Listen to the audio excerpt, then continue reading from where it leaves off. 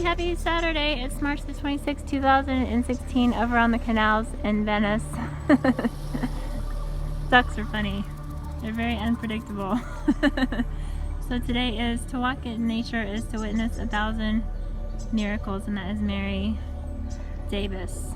Because when you stop and look around, life is pretty amazing. We got birds and animals and trees and flowers and ocean and the sun, and life is just beautiful, but we got to take care of it and make sure you're always doing those things that make you happy to be alive, because that is why you are here.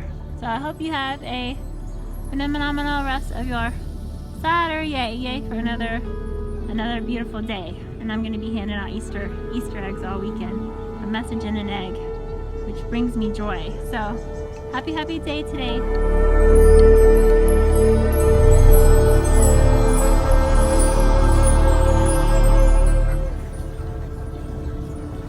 I see you too. Run. Run.